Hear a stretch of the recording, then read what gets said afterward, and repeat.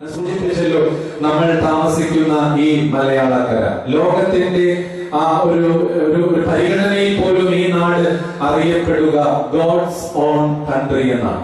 ദൈവത്തിന്റെ സ്വന്തം നാട് എന്ന പേരിലാണ് നമ്മുടെ ഈ ചെറിയ നാട് അറിയപ്പെടുക. പക്ഷേ മലയാളികൾക്കറിയാം ഇത് ദൈവത്തിന്റെ നാടാണ്. ഇന്നിവിടെ നമുക്ക് ആർക്കെങ്കിലും ചങ്കുറപ്പിച്ച് പറയാൻ പറ്റുമോ ഞങ്ങൾ താമസിക്കുന്നത് ദൈവത്തിന്റെ സ്വന്തം നാട്ടിലാണ്? കുറെ അധികം മൂല്യച്യുതികളും മാന്യങ്ങളും ഒക്കെ സംഭവിച്ച് നമ്മുടെ നാട് വല്ലാത്തൊരു പരിതാപകരമായ അവസ്ഥയിലാണ് എന്നുള്ളതിൽ തർക്കവുമില്ല. കുറച്ച് നാളുകൾക്ക് പുറകില് അച്ഛന് മൊബൈലിൽ വന്ന ഒരു മെസ്സേജ് ഇങ്ങനെയാണ്: 3 നാട്ടുകാര് നരകത്തിൽ പോവുകയാണ്. അതിലൊരു മലയാളിയുണ്ട്, ഒരു യൂറോപ്യൻ നാട്ടുകാരനുണ്ട്, പിന്നെ ഒരു അമേരിക്കക്കാരനുണ്ട്. 3 പേരും കൂടെ നരകത്തിൽ എത്തുമ്പോൾ നരക കാഴ്ചകൾ കണ്ട് അതൊക്കെ ഒന്ന് വീക്ഷിച്ചു പോകുന്ന ഒരു സംഭവമാണ് ഈ മെസ്സേജിലുള്ളത്. ഇവർ സഞ്ചരിക്കുമ്പോഴാണ് ഒരു ടെലിഫോൺ ബൂത്ത് കണ്ടത്. ഈ ടെലിഫോൺ ബൂത്ത് കാണുമ്പോൾ ഒരാൾക്ക് കൗതുകം, തന്റെ നാട്ടിലേക്ക് ഒന്ന് ഫോൺ ചെയ്താൽ കൊള്ളാം. അതുകൊണ്ട് അമേരിക്കക്കാരനെ ടെലിഫോൺ ബൂത്തിലേക്ക് ചെല്ലുന്നു. അവിടെ അതിന്റെ ഇൻചാർജ് ആയിട്ടുള്ള സാത്താനോട് പറയുന്നു, ഒബാമയ്ക്കൊന്ന് ഫോൺ ചെയ്താൽ കൊള്ളാം, ഒബാമയ്ക്ക് ഫോൺ ചെയ്താൽ കൊള്ളാം എന്ന് പറയുമ്പോൾ ഈ സാത്താൻ പറയുന്നുണ്ടോ, കുഴപ്പമില്ല, പക്ഷെ താങ്കൾ അതിന് വലിയ ഒരു US ഡോളർ തുകയായി നൽകേണ്ടി വരും. അമേരിക്കക്കാരൻ, വലിയ പഞ്ഞമില്ലാത്ത ഒരാൾ, അയാളുടനെ വലിയ US ഡോളർ തുക മുടക്കി തന്നെ ഫോൺ ചെയ്യുകയാണ്. അടുത്ത നിമിഷം യൂറോപ്യൻ നാട്ടുകാരനും ഒരു കൗതുകം, അല്ലെങ്കിൽ സ്വിസ് ബാങ്കിൽ ഒരുപാട് അക്കൗണ്ടുകൾ ഉള്ളത് കൊണ്ട് അയാൾ ചെന്ന് പറയുന്നുണ്ട്, എനിക്ക് സ്വിസ് ബാങ്കിലേക്ക് ഒന്ന് ഫോൺ ചെയ്താൽ കൊള്ളാം. സാത്താൻ പറഞ്ഞു, കുഴപ്പമില്ല, പക്ഷെ താങ്കൾ അതിന് വലിയ ഒരു യൂറോ തുകയായി നൽകേണ്ടി വരും. യൂറോപ്യൻ നാട്ടുകാരനും അത് കൊടുക്കുക ബുദ്ധിമുട്ടായിരുന്നില്ല. അങ്ങനെ അയാൾ വലിയ തുക മുടക്കി ഈ സ്വിസ് ബാങ്കിലേക്ക് ഫോൺ ചെയ്യുകയാണ്. ഒടുവിലെത്തിയത് മലയാളിയാണ്. മലയാളി വളരെ ആഗ്രഹത്തോടെ പറയുന്നുണ്ട്, എനിക്ക് മലയാള കരയിലേക്ക് ഒന്ന് ഫോൺ ചെയ്താൽ കൊള്ളാം. സാത്താൻ പറഞ്ഞു, കുഴപ്പമില്ല, താങ്കൾ പോയി ഫോൺ ചെയ്തു. ഉടനെ മലയാളി ചോദിക്കുന്നുണ്ട്, എത്ര രൂപ വേണം എന്റെ നാട്ടിലേക്ക് ഫോൺ ചെയ്യണമെങ്കിൽ? സാത്താൻ പറഞ്ഞു, ഫ്രീ ആണ്. മലയാളിക്ക് അത് കേൾക്കാനുള്ള പുതിയ എന്തോരുണ്ടെന്ന് നിങ്ങളുടെ ചിരി കാണുമ്പോൾ തന്നെ അച്ഛന് മനസ്സിലാകുന്നുണ്ട്. കാരണം നമ്മളെല്ലാവരും എവിടെയാണ് സൗജന്യം എന്ന തിരക്കി നടക്കുന്ന കൂട്ടത്തിലാണ്.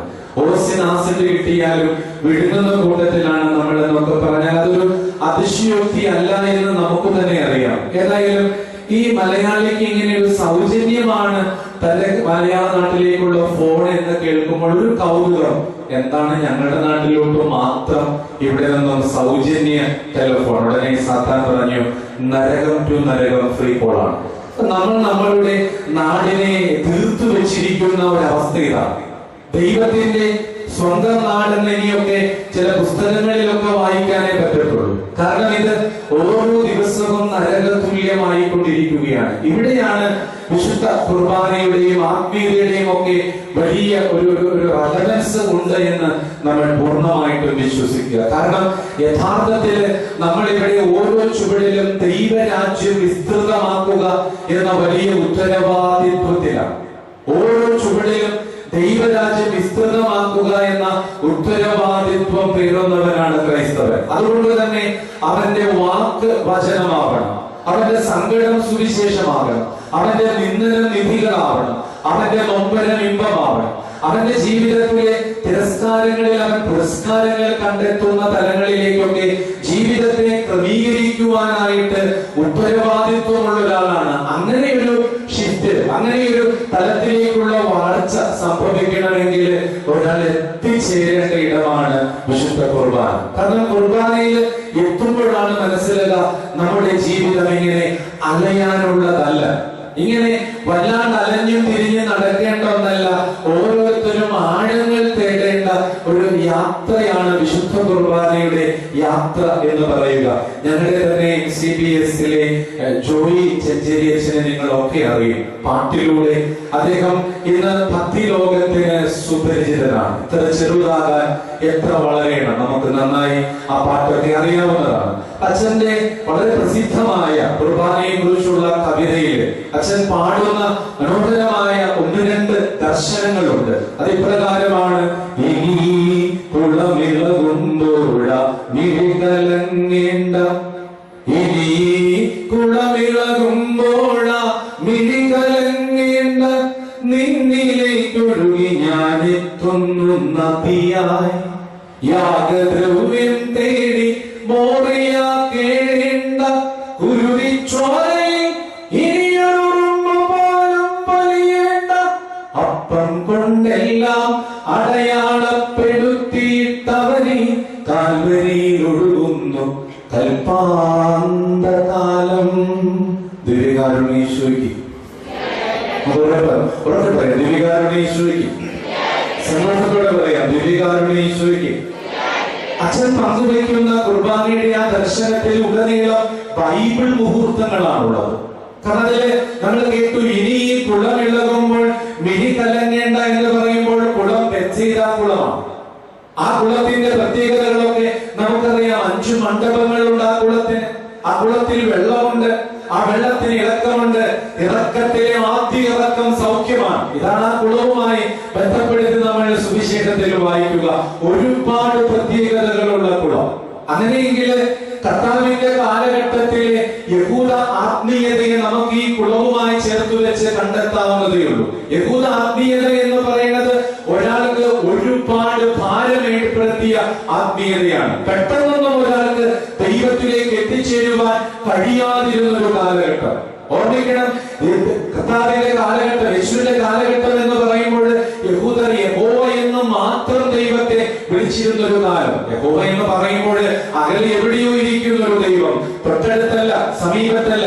ആ ദൈവത്തെ സോളമന്റെ കാലഘട്ടത്തിൽ ഒരു കൂടാരം ഉണ്ടാക്കി അതിന്റെ ഉള്ളിൽ ഒന്ന് കുടിയിരുത്തുവാൻ ശ്രമിപ്പിക്കുമ്പോഴും അവിടെയും ഒരു വിരിയിട്ട് മറച്ചതിന്റെ ആവരണമുണ്ട്. ദൈവത്തിലേക്ക് ഈ കൂടാരത്തിൽ എത്തുന്നവർക്ക് പോലും എത്തിച്ചേരുവാൻ പ്രയാസപ്പെട്ട ഒരു കാലഘട്ടം. തീരുന്നില്ല.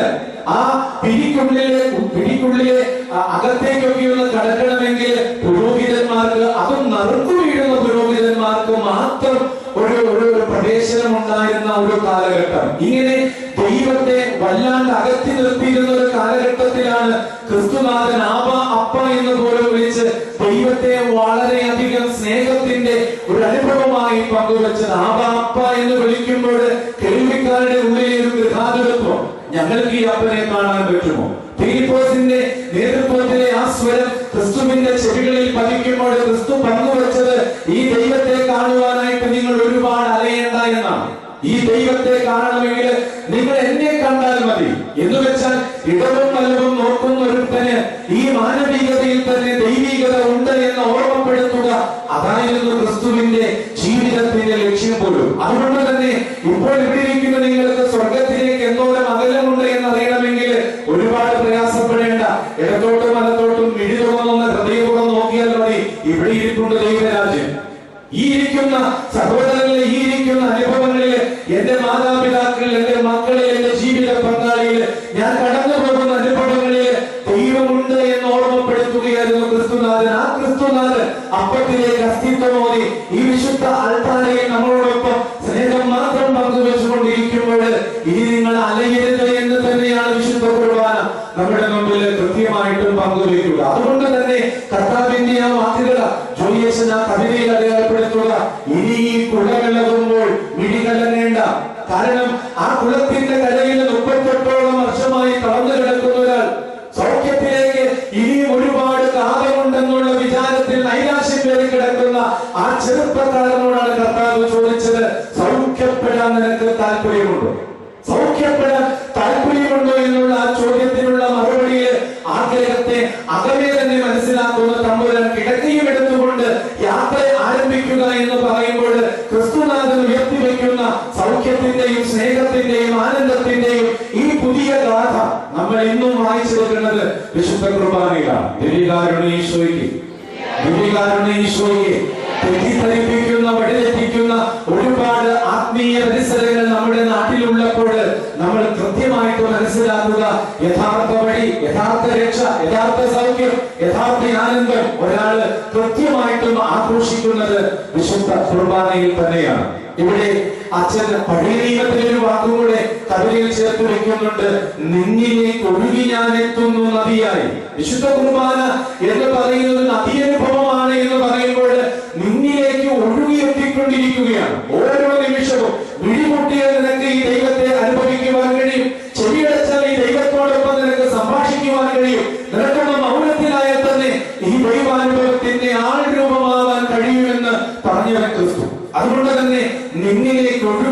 എത്തുന്ന നദിയായി. ഇത് പഴയ നിയമത്തിലെ എസെക്കിയേൽ പ്രവാചകന്റെ പുസ്തകത്തിലെ വാക്കുകളാണെന്ന കാലങ്ങളായി ധ്യാനം കൊണ്ട് നമുക്ക് നന്നായിട്ട് അറിയാം.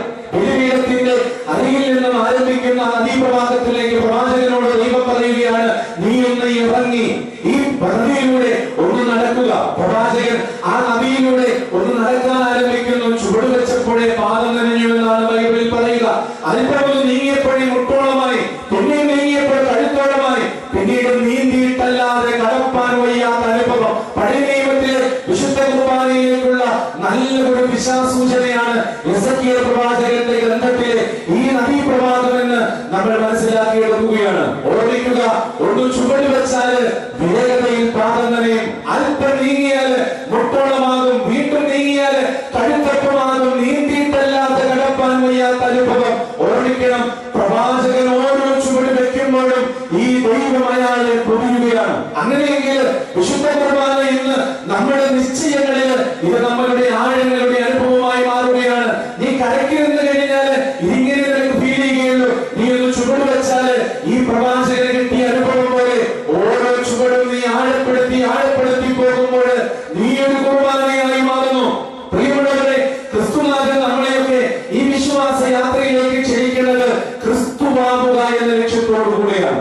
ക്രിസ്തുവിന്റെ ആവുക എന്നുള്ള തലമൊക്കെ നമുക്കിനി മാറ്റിവെക്കേണ്ട കാലമായി. ക്രിസ്തു ആവുക, ക്രിസ്തു ആവുക, അതാണ് മറ്റൊരു കുർബാനയാവുക. നമ്മുടെ ദൗത്യം അത് തന്നെയാണ് എന്ന് നമുക്കൊന്ന് കണ്ടെത്തുവാൻ ശ്രമിക്കാം. ദിവ്യകാരുണ്യേശ്വരിക്ക് ഈ നദീപ്രവാഹത്തെ തലയിണ കെട്ടിയ ചരിത്രത്തിലെ ഒരുപാട് വിശുദ്ധ ജീവിതങ്ങളെ നമുക്കറിയാം. ഒരുപാട് വിശുദ്ധ ജീവിതങ്ങൾ. ഏറ്റവും ഒടുവിലായിട്ട് നമ്മൾ അൽത്താരയിൽ വണക്കത്തിന് ഉയർത്തിയിരിക്കുന്ന ചാവറപ്പിതാവും യൂപ്രാസിയാമയും ഒക്കെ നമ്മുടെ മുമ്പിലെ ഏറ്റവും ഒടുവിലത്തെ ഏറ്റവും നല്ല അടുത്ത് നിൽക്കുന്ന ഉദാഹരണങ്ങൾ മാത്രം. ഒരുപാട് പേർ ഈ ദൈവാനുഗ്രഹത്തെ തലയിണ കെട്ടി തങ്ങളുടെ കാലഘട്ടത്തെയും പരിസരങ്ങളെയും ചുറ്റുപാടുകളെയും വിപുലീകരിച്ച ജീവിതങ്ങൾ. ഇതാണ് നമ്മുടെയും ദൗത്യം. ഈ കുർബാന അനുഭവത്തെ ഒന്ന് തടയണ കെട്ടുക, ഈ കുർബാന അനുഭവത്തെ ഒന്ന് ആഴപ്പെടുത്തുക. പലരും ആധുനിക തലമുറയെ വല്ലാണ്ട് കുറ്റപ്പെടുത്താറുണ്ട്. പക്ഷേ ഈ ന്യൂ ജനറേഷൻ എന്നൊക്കെ ഇൻവെർട്ടർ കോമയിട്ട് നമ്മൾ വിളിക്കുന്ന ഈ തലമുറയെ വെറുതെ എന്ന് നമ്മൾ എഴുതി തളരുത്. കുറച്ച് നാളുകൾക്ക് പുറകെ ബാംഗ്ലൂരിൽ ഒരു ധ്യാനവുമായി ബന്ധപ്പെടുത്തി നിൽക്കുമ്പോൾ ഒരു ചെറുപ്പക്കാരൻ ആ ധ്യാനത്തിന്റെ 3 നാളുകളിൽ മനോഹരമായി പങ്കെടുക്കുന്നു. കൂടി വന്നാൽ 22-23 വയസ്സ് പ്രായം. ഏതോ IT മേഖലയിൽ പണിയുന്ന അല്ലെങ്കിൽ പഠിക്കുന്നതായ പയ്യൻ. നോട്ടത്തിൽ തന്നെ ഒരുപാട് ദൈവികതയുടെ താല്പര്യമുള്ള ഒരു കൊച്ചാണെന്ന് തോന്നുകയായിരുന്നു. ഒന്ന് പരിചയപ്പെട്ടാൽ കൊള്ളാം, ഒന്ന് സംസാരിച്ചാൽ കൊള്ളാം.